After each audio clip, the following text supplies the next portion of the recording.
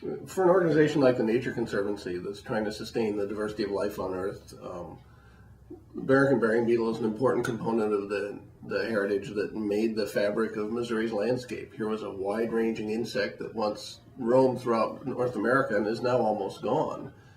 The American Burying Beetle, first of all, is fascinating.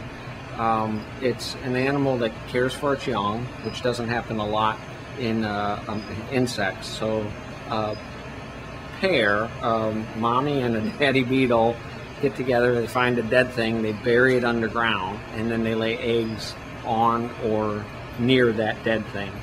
The eggs hatch and they care for them. They will actually call their young over using their wings. They rub their wings, their soft wings, on their hard wing covers, and they make a noise, and that calls their young over, and then they can feed them much like a parent bird will feed their young. If we do reintroduce the beetle, which is the plan, that would be on Nature Conservancy land. So just to have the permission to do that is a major help for us, because otherwise we wouldn't be able to do that. So. kon-tah Prairie is, as I said, the largest prairie landscape left in the state of Missouri. That southwestern third of Missouri is part of what's called the Osage Plains Flint Hills ecoregion. It extends from eastern Kansas into southwestern Missouri.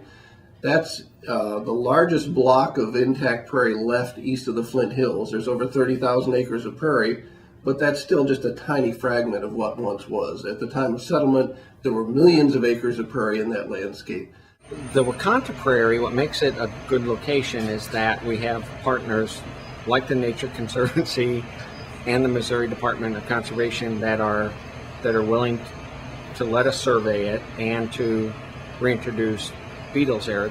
A good variety of habitat and land usage. So there's old prairie there, there's newly restored prairie there, and then there's land that's also been grazed. And to be able to have three of those sites in one location and then release beetles there to compare where beetles may or may not take hold is basically a very ideal situation for us.